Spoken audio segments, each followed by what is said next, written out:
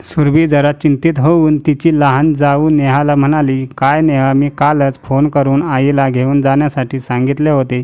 पूर्ण दिवस निघून गेला पण ते अजूनही आईला घ्यायला आले नाही.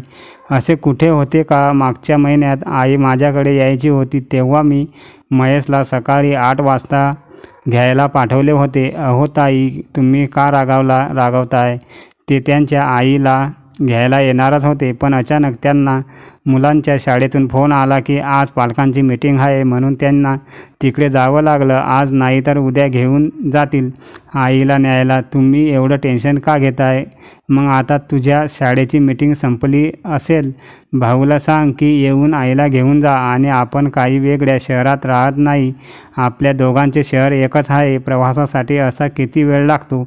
मी आईला 1 दिवसही जास्त ठेवू शकत नाही. जर मी त्यांना आणखी 1 दिवस माझ्याकडे ठेवले तर समजून घ्या की जेव्हा आमची 4 महिन्यानंतर माझ्याकडे येण्याची वेळ येईल तेव्हा मी त्यांना 1 दिवसानंतरच माझ्याकडे बोलवीन. ठीक आहे ताई, मी त्यांच्याशी बोलते आणि त्यांना सांगते की जर वेळ असेल तर लगेच आईला घ्यायला येतील. तुला काय म्हणायचे आहे त्यांच्याशी बोलते म्हणजे? ते काही मला माहीत नाही. भाऊला सांग की आताच आईला न्यायला या. आम्ही 4ही भावांनी एकत्र बसून ठरवलं होतं की आईला महिनाभर सोबत ठेवायचं, तर मग मी 1 दिवस जास्तीचा तरी का ठेवायचं? एवढं बोलून सुरभी फोन कट करते आणि कॉन्फरन्समध्ये तिच्या 2 मोठ्या जाऊबाईंना फोन करते आणि म्हणते, ताई, आज 1 महिना पूर्ण झाला आणि असाही हा महिना 31 दिवसाचा होता. मी आईला 1 दिवस माझ्याकडे आधीच जास्त ठेवला. आज 1 तारखेला माझ्या लहान जाऊला पहाटेच यायचे होते पण ते अजून आईला घ्यायला आले नाहीत. संध्याकाळचे 7 वाजले. असं कुठे चालतं का? या महिन्यात दोघींचा नंबर असल्याने दोन्ही जाऊबाई फोनवर गप्प बसून ऐकत होत्या. अरे सुरभी, तूच काय ते बघ, मला घरात खूप कामं आहेत. तर दुसरी जाऊ ही म्हणते की सुरभी, आज माझ्या घरी पाहुणे येणार आहेत त्यामुळे मला त्यांच्यासाठी जेवण बनवायचे आहे, मी पण फोन ठेवते. असं म्हणत दोन्ही जावा फोन ठेवतात. दाराबाहेर बसलेल्या विमलाजी आपल्या सुनेचे बोलणे ऐकून उदास होतात. आज आपल्या 4ही मुलं आणि सुनांनी प्रत्येक 1 महिना कसा वाटून घेतला आहे. एका दिवस ही जर मी सुनेकडे जास्तीचा काढला तर तिला मी ओझं वाटू लागतं. तेवढ्यात सुरभीच्या तिच्या खोलीतून बाहेर येते आणि विमलजींना त्यांच्या दरवाजाजवळ पाहून ती ओरडते आणि म्हणते की तुम्ही इथे माझ्या दाराबाहेर का बसला आहात? तुम्ही इथे बसून गुपचूप माझे बोलणे ऐकत होते का? असे करताना तुम्हाला लाज नाही वाटत? नाही सुनबाई, मी तुझे बोलणे ऐकण्यासाठी इथे बसले नव्हते. मला तुझ्याकडे काही काम होते म्हणून आले होते. तू फोनवर बोलत होतीस म्हणून मी जमिनीवर खाली बसून तुझ्या येण्याची वाट बघत होते. तुमचं माझ्याकडे काय काम आलं होतं? तुम्ही तुमच्या स्टोअर रूममध्ये माझ्या येण्याची वाट बघू शकत नव्हते का? जेव्हा माझं फोनवर बोलणे झाले असते तेव्हा मला सांगितले असते काय काम होतं ते. आता बोला, काय काम होतं माझ्याकडे? सुनबाई, तू मला दुपारी जेवायला दिलं नव्हतं ना? माझ्या वाट्याचं जेवण बनवलं होतं पण अजूनपर्यंत धाकटा मुलगा मला न्यायला आला नाही. तो आज येईल की नाही माहीत नाही. मला काहीतरी खायला दे. मी सकाळी फक्त नाश्ता केला होता. मला खूप भूक लागली आहे. पूर्ण दिवस गेला आहे म्हणून काय झाले? जर तुम्ही 1 वेळचं जे अन्न खाल्ले नाही तर तुम्हाला काही होणार नाही आणि तुमच्या शरीराकडे बघून असे वाटतही नाही की तुम्ही जेवलेल्या नाहीत. चांगल्या मजबूत तर दिसत आहात. हे घ्या, तुमच्या नातवाच्या टिफिनमधून अर्धा पराठा परत आला होता. हेच लोणचं सोबत खाऊन घ्या. मी आता तुमच्यासाठी काही वेगळे बनवणार नाही कारण आत्ताच नेहासोबत बोलणे झाले आहे. तासाभरात माझा लहान धीर तुम्हाला न्यायला येईलच. आता त्यांच्यात घरी जाऊन जे खायचे ते खा. विमलाजी टिफिनमधून अर्धा पराठा लोणच्यासोबत खाऊ लागतात. इथे सुरभी स्वतःसाठी आणि मुलांसाठी जेवण बनवते पण विमलाजीसाठी स्वयंपाक करत नाही. धाकटा मुलगा आला तोपर्यंत रात्रीचे 8 वाजले होते. सुरभीने त्यांचे सामान आधीच एका बॅगमध्ये भरले होते. धाकटा मुलगा येताच विमलाजींना पाठवून सुरभीने सुटकेचा दीर्घ श्वास घेतला. बरं झालं म्हातारी निघून गेली. आता 3 महिने पाय मोकळे करून आरामात राहील. विमलाजी आशेचा किरण घेऊन तिची दुसरी सून नेहा यांच्या घरी गेली. संध्याकाळी नेहा आपल्या मुलांना जेवण भरवत होती. विमलाजी जेव्हा त्यांचा 3रा मुलगा आणि सुनेच्या घरी पोहोचल्या तेव्हा फॉर्मॅलिटी म्हणून सुनेने 1 कप चहा तयार केला आणि त्यांना दिला. त्यानंतर थोडा वेळ गप्पा मारल्यानंतर तिच्या 6 वर्षाच्या मुलाला घेऊन म्हणाली, आई मी रिंकूला झोपायला जात आहे. झोपवले नाही तर सकाळी शाळेत जाण्यासाठी लवकर उठणार नाही. अरे बेटा, इतक्या दिवसांनी मी माझ्या नातवाकडे आली आहे.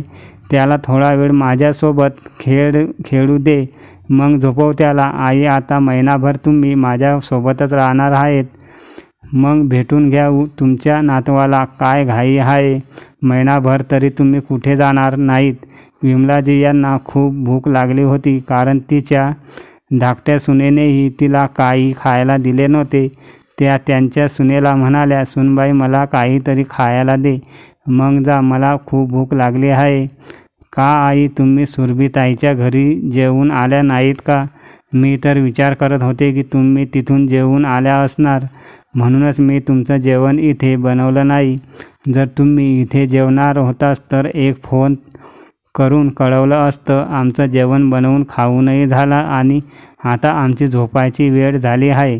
सुनेचं बोलणे ऐकून विमलाजी स्तब्ध झाल्या की आज त्यांना 2 वेळचं जेवणही आपल्या मुलांच्या सुनेच्या घरी 4-4 वेळा मागावं लागत आहे आणि तरीही त्यांना जेवायला मिळत नाही. विमलाजींचा आपल्या मुलासोबत राहण्याचा अनुभव खूप कटू होता. सुनेने तिच्या मुलाला खोलीत नेऊन झोपवले. मुलगाही त्याच्या टीव्हीवर बातम्या पाहू लागला. त्या स्वतः स्वयंपाकघरात गेल्या आणि काही जेवण आहे का बघायला, पण सगळी भांडी धुतलेली दिसली. खायला काहीच नव्हते. फ्रीज उघडून पाहिले तर त्यात थोडीशी तांदळाची खीर होती. विमलाजी यांनी ती खीर खाल्ली आणि हॉलमध्ये बसलेल्या आपल्या मुलाला विचारले, बाळा मी कोणत्या खोलीत झोपू? मुलगा आईचे सामान वरच्या खोलीत घेऊन जातो. तिथे 10 बाय 10ची खोली बनवली होती, ज्यात आधीच इतके सामान होते की पाय ठेवायलाही जागा नव्हती. आई, तुला या खोलीत झोपावे लागेल. आजपासून ही खोली तुझी आहे. खोलीची अवस्था पाहून विमलाजी म्हणाला, या खोलीत मी कुठे झोपणार? त्यात पाय ठेवायलाही जागा नाही. आई, हे सामान एकावर एक ठेवलं की होईल जागा. तुला अशी किती जागा लागणार आहे? आता तुला इतकंही करता येणार नाही का? हे सुद्धा मीच करू का? एक मोठी बॅग एकावर बॉक्सवर ठेवत मुलगा म्हणाला, ही घे जागा, झाली जागा. आता बाकीचे तू करून घे. आणि इथे चटी ठेवली आहे ती टाकून घे. पण बाळा, या खोलीत खिडकी नाही, पंखा नाही.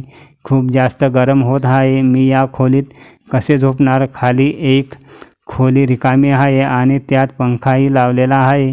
मी त्या खाली असलेल्या खोलीत जाऊन झोपेन.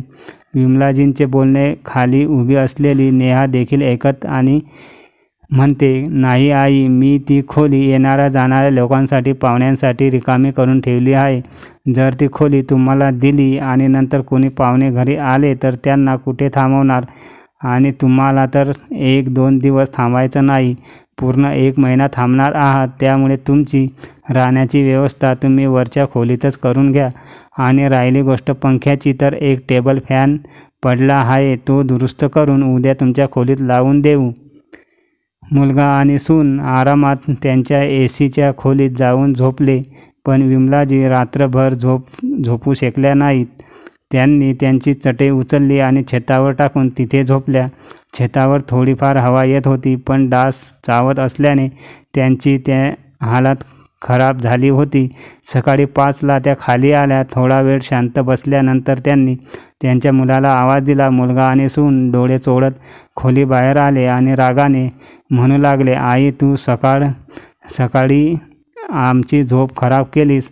आधी पायऱ्यात जवळचा दार इतका जोरात वाजवलास तेव्हाच आमचा डोळा उघडला होता.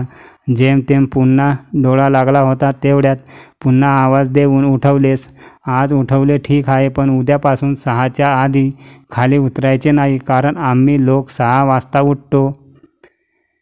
बाळा, गावात मी नेहमी 5 वाजता उठायचे, त्यामुळे तीच सवय अजूनही आहे. गावात जागत असशील, पण हे माझे घर आहे, त्यामुळे तुला माझ्या हिशोबाने इथे राहावे लागेल. आणि तू 1 दिवसासाठी तर इथे आली नाहीस. महिनाभर राहायचे असेल तर स्वतःला बदल. सारखं 1 महिना हा शब्द आपल्या मुलांकडून आणि सुनेकडून वारंवार ऐकून विमलाजी खूप दुःखी झाल्या होत्या. त्यांना असं वाटत होतं की त्या त्यांच्या मुलाच्या आणि सुनेच्या घरावर ओझे बनून आल्या आहेत, ज्याला ते एक दिवस मोजून सहन करत होते.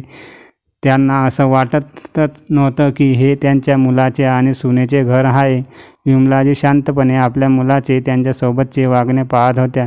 सगळ्यात धाकट्या सुनेचं वागणं त्यांनी आधीच पाहिलं आहे आणि आता दुसऱ्या सुनेकडेही तिचं परिस्थिती आहे. एके दिवशी विमलाजी आपल्या सुनेला म्हणाल्या, "सूनबाई, मी बरेच दिवस झाले कढी खाल्ली नाही. खूप खावंसं वाटत आहे. तू म्हणत असशील तर स्वयंपाकघरात जाऊन मीच बनवून घेते."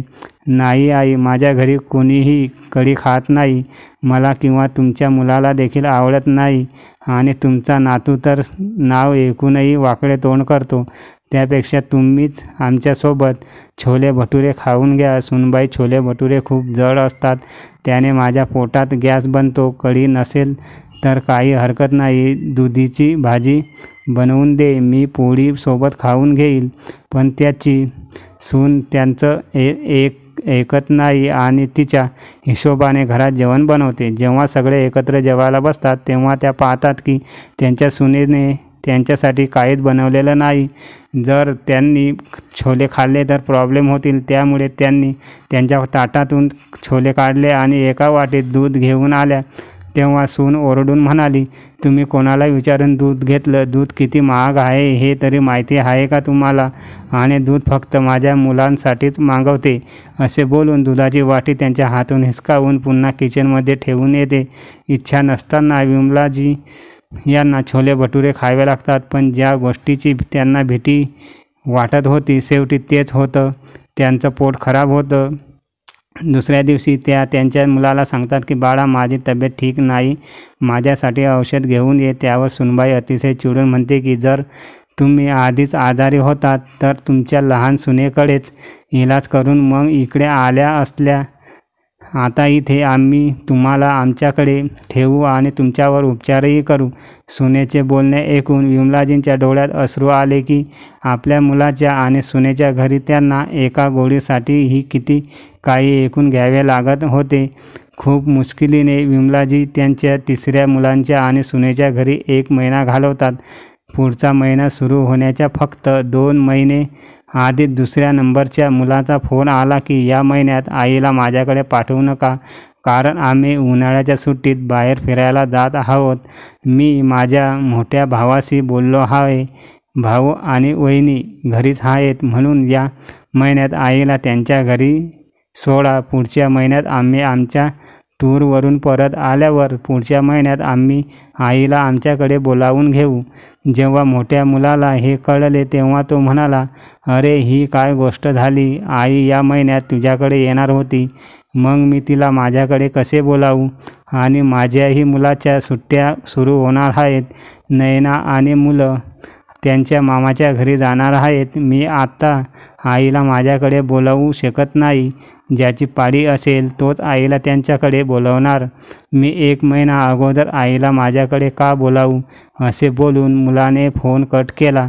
येथे 4 सुनांमध्ये भांडण सुरू होते. सगळे एकमेकांना फोन करू लागले. विमलाजी ज्या सुनेच्या घरी होत्या ती घाबरते आणि तिच्या दोन्ही जाऊ बाईंना फोन करते आणि म्हणते की, "ते काही मला माहीत नाही. तुम्ही दोघी लवकर ठरवा की आई कोणाकडे येणार आहे, कारण उद्या 1 तारीख आहे. भाऊंना सांगून आईला घेऊन जायला सांगा." सून आणि मुलांची वागणूक विमलाजीपासून लपून राहिली नव्हती. सुनेच्या अशा वागण्यामुळे त्या खूप अस्वस्थ झाल्या होत्या. त्या दुःखी होऊन खोलीत येऊन बसल्या आणि ढसाढसा रडू लागल्या. त्यांना आज त्यांच्या नवऱ्याची आठवण येऊ लागली. "तुम्हाला जाऊन फक्त 3 महिनेच झाले, तोवर माझे काय झाले आहे?" मुलांनी त्यांच्या आईला एक फुटबॉल बनवला आहे, ज्यामध्ये ना भावना आहेत ना हृदय आहे. विमलाजी आज त्यांच्या जुन्या गोष्टी आठवू लागल्या. 4 महिन्यापूर्वीपर्यंत त्या त्यांच्या गावी खूप आनंदाने राहत होत्या. कशाचीही कमतरता नव्हती. त्यांचे घर 2 खोल्यांचे मातीचे घर असले तरी ते सुनांच्या शहरातल्या पक्क्या घरापेक्षा खूप सुखाने आणि आनंदाने भरलेले होते.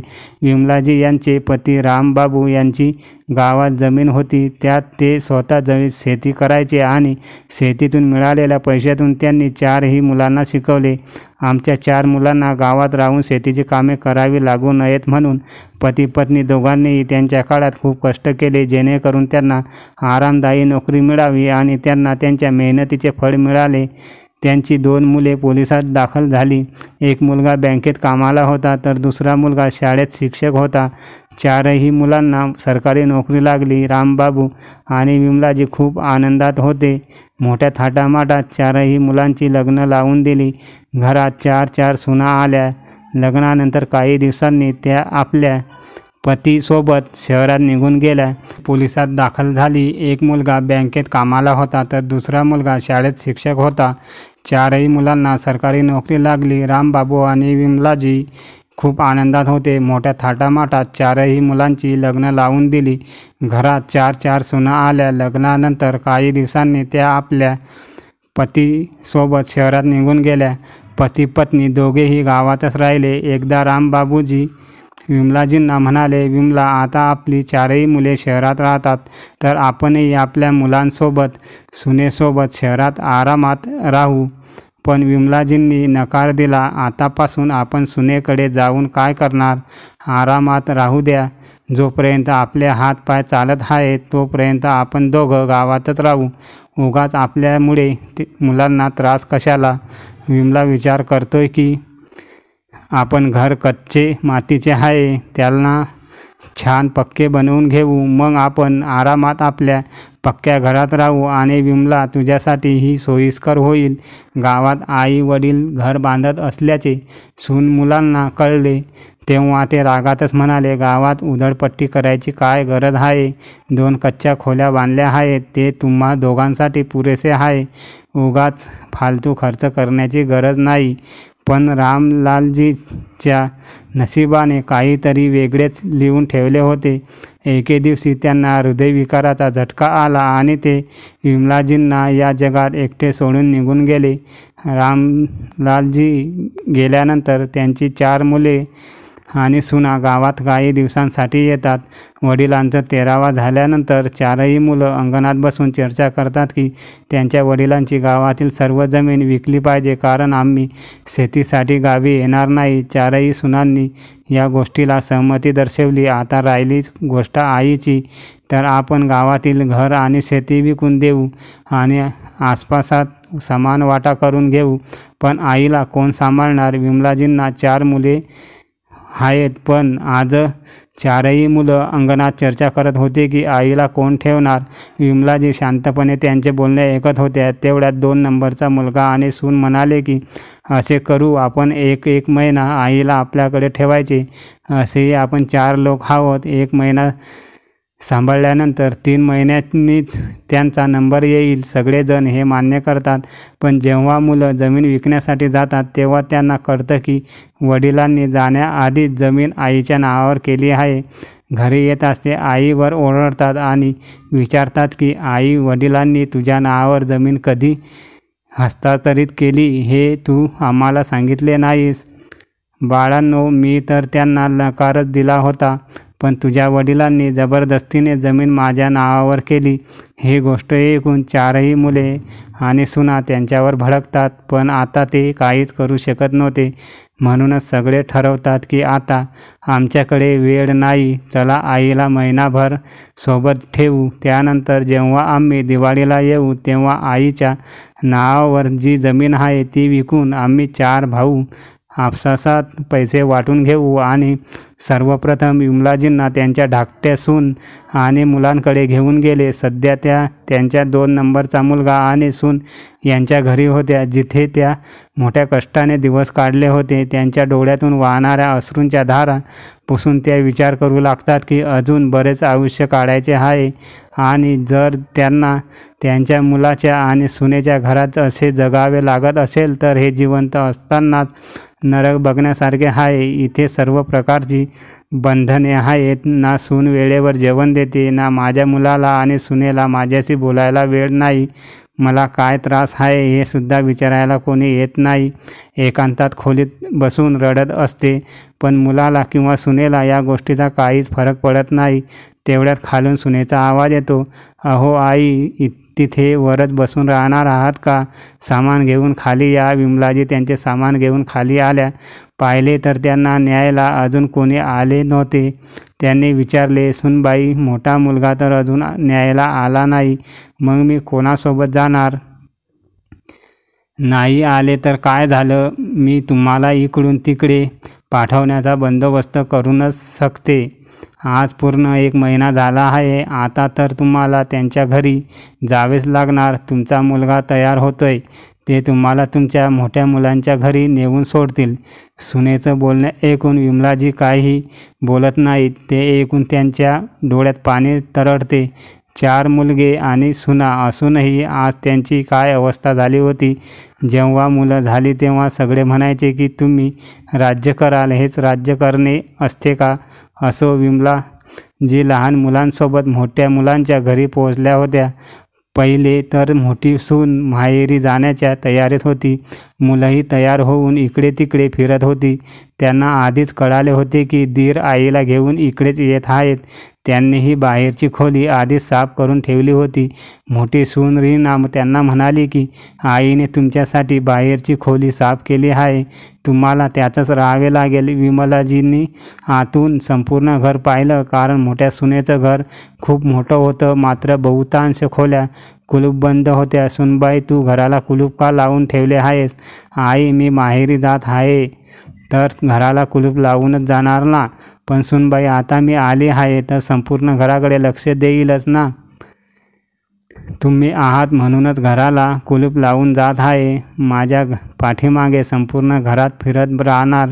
बेचाऱ्या विमलाजी अपमानित झाल्या होत्या, तरीही शांत बसल्या. काही वेळाने विमलाजी किचनमध्ये गेल्या तर स्वयंपाकघरातील बहुतांश सामान संपले होते. आजूबाजूला थोडे तांदूळ, पीठ, डाळ पडलेली होती. सुनबाई, स्वयंपाकघरामध्ये बऱ्याच गोष्टी संपलेल्या आहेत. मी काय बनवून खाणार? आणि माहेरी फक्त तू आणि मुलं जाणार आहेत. मुलगा आणि मी इथं राहणार. 2 लोकांचं जेवण तयार होईल एवढ्याशा सामानात.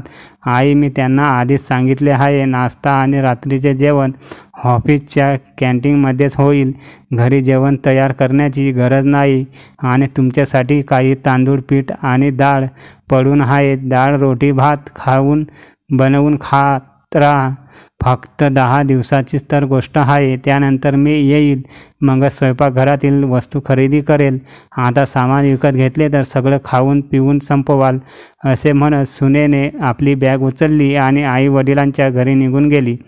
सुनबाई गेल्यानंतर एके दिवशी विमलाजी आपल्या मुलाला म्हणाल्या की बाळा, मी गावातून आल्यापासून फक्त 2च साड्या नेसत आहे. एक साडी खिळात अटकली आणि फाटली. मला एक नवीन साडी आणून दे. त्यावर मुलगा रागाने म्हणतो की आधीच घरात खूप खर्च आहेत, त्यावर तुला एक साडी घेऊन देऊ, हे सर्व माझ्याकडून होणार नाही. विमलाजी विचार करू लागल्या की मुलाच्या जन्मानंतर जिथे मला स्वतःचा अभिमान वाटायचा की मला 4 मुले आहेत, तर मला खूप जपतील, माझी खूप काळजी घेतील, मला कोणतीही कमतरता पडू देणार नाही. मात्र इथे 4 मुलगे असूनही एक आई त्यांच्यासाठी जड होत आहे. आपल्या आईला दिवसातून 2 वेळचे जेवण देण्यासाठी त्यांना घाम फुटला आहे. आणि मी माझ्या 4 मुलांना वाढवले आहे. नोकरी आणि पैसा असूनही मुलगे आपल्या म्हाताऱ्या आईला आधार देऊ शकत नाहीत. तिच्यासाठी औषध किंवा साडी आणण्यातही त्यांना संकोच होतो. आता खूप झाले, मी हे सर्व सहन करणार नाही. मी माझ्या 3 मुलांकडे आणि सुनेकडे 1 महिना राहून पाहिले. आता मला 4थ्या जवळ जाण्याची गरज नाही. मला सगळ्यांचे वागणे समजले आहे. आता मी मुलांचा अपमान सहन करणार नाही. विमलाजी 1 महिना मोठ्या कष्टाने त्यांच्या मुलांच्या आणि सुनेच्या घरी घालवतात आणि महिन्याच्या शेवटी पुन्हा 4ही सुना एकमेकांना फोन करू लागतात आणि असे वाटते की त्यांची सासू नाही तर त्यांच्यासाठी काहीतरी मुसीबत येत आहे. पण विमलाजींना आता त्यांच्या दुसऱ्या मुलांकडे आणि सुनेकडे जायचे नव्हतं. आज तू तयार व्हा, 1 महिना झाला आहे, तुला आता दुसऱ्या मुलांच्या घरी जायचे आहे. नाही बाळा, मी जाणार नाही. त्यांच्या घरी. काय झालं, तू का नाही जाणार त्यांच्या घरी? जर आम्ही सगळ्यांनी ठरवलं आहे की तुला एक महिना सगळ्यांकडे राहायचे आहे, तर मग मध्येच तुला बोलण्याची काही गरज नाही आहे का? विमलाजी खूप विचारपूर्वक आपल्या मुलाला उत्तर देतात की कारण जर या लोकांना आता सांगितले तर ते लोक रागवतील आणि मग त्यांनी जे त्यांच्या मनात ठरवले आहे ते करू शकणार नाहीत. म्हणून त्या शांत होऊन म्हणतात की बाळा, मी विचार करते की खूप दिवसांपासून गावातील घर रिकामे आहे. दिवाळी ही जवळ येत आहे. घरात आणि अंगणात खूप गवतही तयार झाले असेल. तिथे जाऊन घराची साफसफाई करून घेते. शिवाय पुढच्या महिन्यात दिवाळीला तुम्ही लोक तिथेच येणार आहात. घर ते स्वच्छ पाहिजे ना. घर स्वच्छ असेल तर राहायलाही बरे वाटेल. सगळेच या गोष्टीला तयार होतात की चांगलीच गोष्ट आहे. आईला जवळ ठेवावे ही लागणार नाही आणि कारण त्या गावी जाऊन राहतील. मुलगा पटकन आईला गावी सोडतो. गावातील आपल्या मातीच्या घरात गेल्यावर विमलाजी सुटकेचा निश्वास सोडतात आणि हेच त्यांचे खरे घर असल्याचे त्यांना समजते. या 1 महिन्यात विमलाजी एक मोठा निर्णय घेतात. त्यांच्या पतीने गावातील जी जमीन त्यांच्या नावावर केली होती त्यातून 5 बिघा जमीन त्या विकून टाकतात आणि त्या पैशातून त्यांच्या कच्च्या खोल्यांसमोरील अंगणात पडलेल्या जमिनीवर स्वतःसाठी 2 खोल्या बांधतात, ज्यात त्यांच्या स्वतःसाठी सर्व सुखसोयी असतात. गावात लाईटचा प्रॉब्लेम असतो म्हणून एक इन्व्हर्टरही बसवतात आणि एका खोलीत AC तर दुसऱ्या खोलीत कूलर लावला होता. विमलाजी यांनी स्वतःसाठी गावात असे घर बांधले होते की त्यांच्या एकट्यासाठी भरपूर सुखसुविधांनी भरलेले होते आणि त्यांच्या मुलांच्या आणि सुनांच्या घरापेक्षाही खूपच चांगले होते. या सर्व कामात महिना कसा निघून गेला कळलेच नाही. दिवाळीच्या 4 दिवस आधी मुलांचा फोन आला की आम्ही 4ही भाऊ गावी येत आहोत. तू घराची साफसफाई व्यवस्थित करून केली असेलच. आमच्या राहण्याची सोय देखील करून ठेव, कारण तुला तर माहीतच आहे की मुलांना गावी ॲडजस्ट करायला नाही 9 येतात. शिवाय तुझी जमीन ही विकायची आहे, त्यामुळे आठवडा तरी जाईलच. दिवाळीला आठवड्याची रजा घेऊन आम्ही सगळेच तिथे राहायला येत आहोत. विमलाजी काहीच बोलत नाहीत. दुसऱ्या दिवशी मुलं आणि सुना गावात येतात आणि गावी येऊन जेव्हा त्यांचे पक्के बांधलेले घर पाहतात तेव्हा त्यांच्या आईवर ओरडतात, हे घर कोणी बांधले आणि एवढा पैसा आला कुठून? जर तुझ्याकडे एवढा पैसा होता तर आम्हाला दिला असतात. गावात फालतू खर्च करण्याची काय गरज आहे? तेव्हा विमलाजी कडक आवाजात म्हणतात की मी माझी 5 बिघा जमीन विकली आणि त्या पैशातून मी स्वतःसाठी हे घर बांधले आहे आणि त्यात सर्व सुखसोयी आणि सुविधाही बसवल्या आहेत. बघा तुमच्या डोळ्यांनी, मी माझ्या घरात AC पासून कूलरपर्यंत सगळ्या वस्तू घेतल्या आहेत. कोणतीही गोष्टीची कमतरता नाही. काय आई, तू जमीन विकली? तुझी हिंमत कशी झाली जमीन विकण्याची? का जमीन माझ्या नावावर होती आणि मला माझ्या स्वतःसाठी पक्क्या घराची गरज होती. मला आता त्या कच्च्या खोल्यांमध्ये राहायचे नव्हते, कारण पावसाळ्यात त्या घरात पाणी गळते. म्हणून मी माझी जमीन विकून स्वतःसाठी एक छोटेसे घर बांधले. तुम्हाला का त्रास होतोय तुमच्याकडून? तर मी पैसे घेतले नाहीत. आई, हे तू चांगले नाही केलेस. 4ही मुले आणि सुना विमलाजीवर रागवतात. तेव्हा विमलाजी स्पष्ट शब्दात सांगतात की तुमच्या वडिलांनी जमीन माझ्या नावावर केली होती.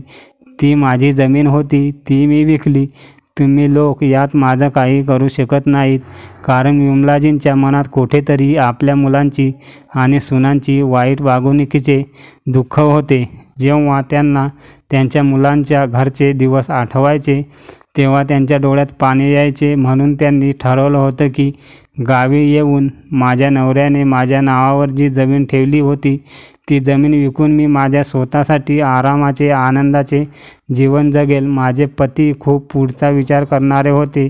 त्यांनी माझा खूप चांगला विचार केला होता. जेव्हा त्यांनी माझ्यासाठी इतका विचार केलाच होता तर मी त्यांचा विचार का म्हणून खराब करू? त्यांनी माझ्या म्हातारपणाचा खूप विचार केला, म्हणूनच त्यांनी ती जमीन माझ्या नावावर केली. आता विमलाजी जेव्हा त्यांच्या खोलीत जातात तेव्हा मागून त्यांची मुले त्यांचे सामान पक्क्या खोलीत ठेवू लागतात आणि आईला विचारतात की या दुसऱ्या खोलीला कुलूप का आहे, हे पण उघड. तेव्हा विमलाजी म्हणतात की हे घर तुमच्यासाठी बांधलेले नाही. समोर कच्च्या खोल्या आहेत, त्या खोलीत जाऊन तुमचं सामान ठेवा आणि तिथंच जाऊन राहा. का आई, तू स्वतः या नवीन पक्क्या घरात राहशील आणि आम्ही त्या जुन्या मातीच्या कच्च्या खोलीत जाऊन राहू? तू आम्हाला नक्की काय समजतेस? तेव्हा विमलाजी म्हणाल्या, तेच जे तुम्ही लोक मला समजत होते. जेव्हा तुमच्या घरी गेली होती तेव्हा तुम्हीही मला अशाच खोलीत झोपायला जागा दिली होती. स्वतः एसीच्या खोलीत जाऊन झोपायचे आणि मला वरच्या मजल्यावरच्या स्टोअर रूममध्ये मच्छर चावायचे तिथे झोपायचे. आणि आज जेव्हा तुम्ही माझ्या घरी आला आहात तेव्हा मी तुम्हाला स्टोअर रूम देत नाही, तर कच्चे घर जे खूप स्वच्छ आहेत, जिथे बसायला आणि झोपायलाही जागा आहे, ती खोली देत आहे. जाऊन तुमचे सामान तिथे ठेवा आणि तिथेच जाऊन राहा. आई, हे काय फालतूच्या गोष्टी बोलत आहेस? ठीक आहे, तुझी खोली नको देऊ, पण ज्या दुसऱ्या खोलीला कुलूप लावले आहे त्याची चावी आम्हाला दे. नाही बाळा, मी ती खोली पाहुण्यांसाठी ठेवली आहे, तुमच्यासाठी उघडणार नाही. आईची ही वृत्ती बघून सून आणि मुलगा स्तब्ध झाले, पण आईच्या बोलण्याला त्यांच्याकडे उत्तर नव्हतं, कारण त्यांनीही त्यांच्या घरात असेच कुलूप लावून ठेवले होते. विमलाजींनी त्यांच्या छोट्या स्वयंपाकघरातून जेवण बनवून खायला सुरुवात केली. सोबतच त्यांनी आपल्या लहान लहान नातवांनाही जेवायला बोलावून घेतले. जेव्हा त्यांची मुले आणि सुना त्यांच्याकडे जेवायला आल्या तेव्हा विमलाजी म्हणाल्या की मी जेवण फक्त स्वतःसाठी बनवले होते. तुम्ही लोक तुमच्या जेवणाचं काय ते बघून घ्या. असेही कच्च्या खोलीच्या एका बाजूला चालू चूल आहे. जर तुमच्यापैकी कोणाला चुलीवर जेवण बनवता येत असेल तर स्वतःसाठी जेवण बनवून घ्या. मी तुम्हाला माझ्या स्वयंपाकघरात स्वयंपाक करू देणार नाही. आता करणार तरी काय? ते लोक इथे वडिलांची जमीन विकायला गावात आले होते, पण इथे काही वेगळेच घडले होते. रिकाम्या पोटी झोपूही शकत नव्हते. सासूबाईंना खूप विनवण्या केल्या, पण विमलाजींनी त्यांच्या सुनेला त्यांच्या स्वयंपाकघरात स्वयंपाक करू दिला नाही.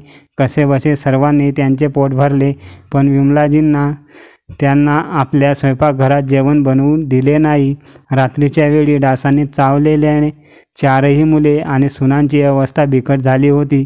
आपल्या सुना आणि मुलांना अशा प्रकारे त्रासलेले पाहून विमलाजींना क्षणभर वाटले की आपल्या मुलांसोबत आणि सुनांसोबत त्या चांगल्या वागत नाहीत.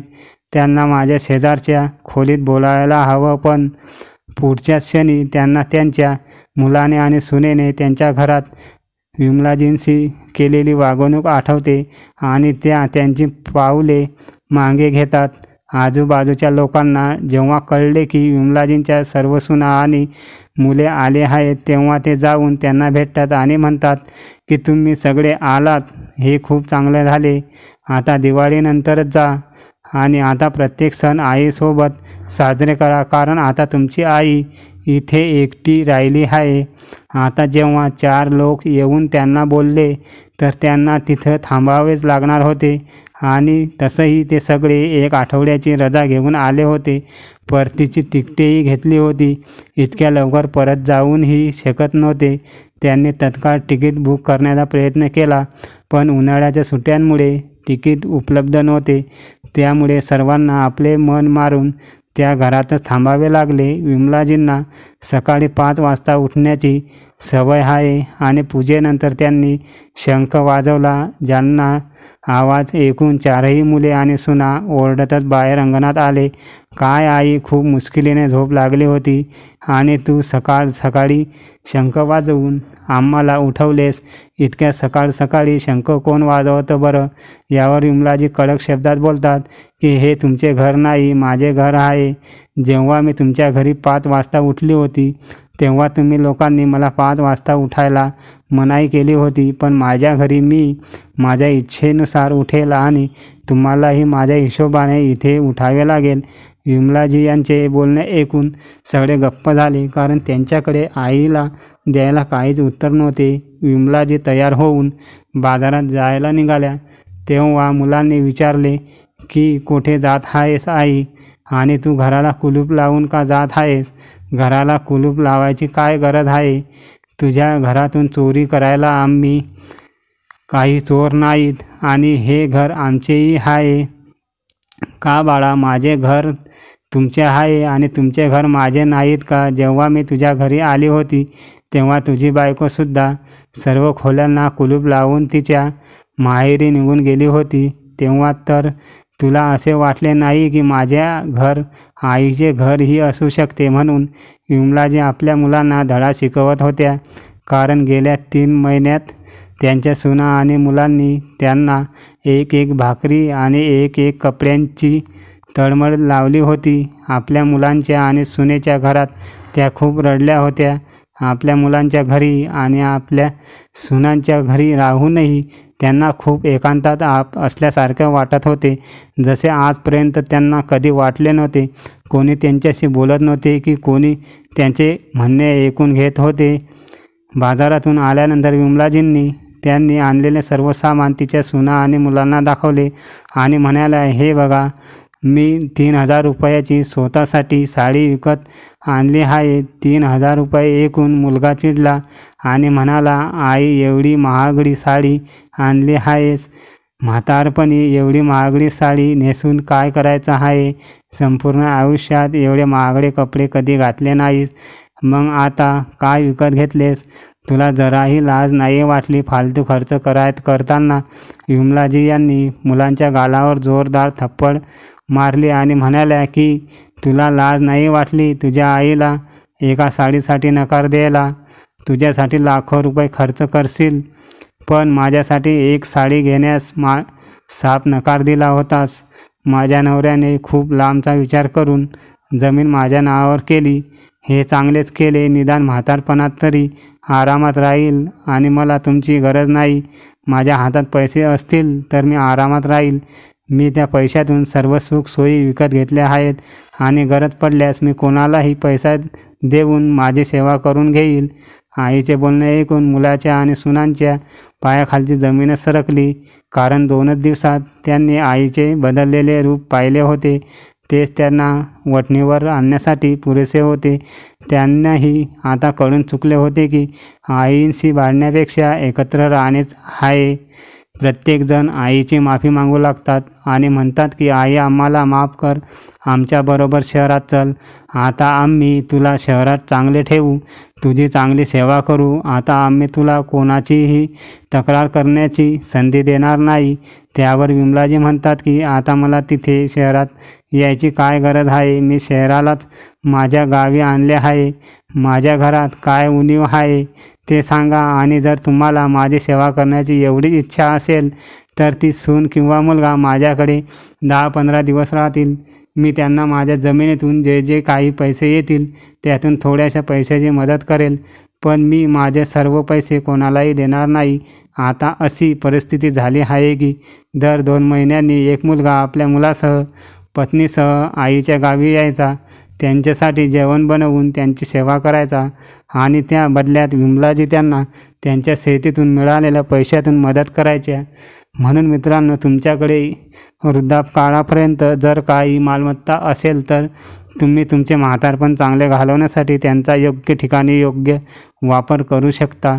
पुढे ती प्रॉपर्टी तुमच्या मुलांच्या नावावर होईलच, पण जोपर्यंत तुम्ही जिवंत आहात तोपर्यंत तुम्ही सन्मानाने जगा. नाही तर 4 मुलगे आणि 4 सुना असूनही विमलाजींचे काय झाले ते आपण पाहिलेच आहे. पण विमलाजीसारखे निर्णय घेणे आजच्या काळात खूप महत्त्वाचे झाले आहे. तर मित्रांनो, तुम्हाला आजची ही कथा आवडली की नाही? आवडली असेल तर कमेंट बॉक्स करून नक्की सांगा. धन्यवाद.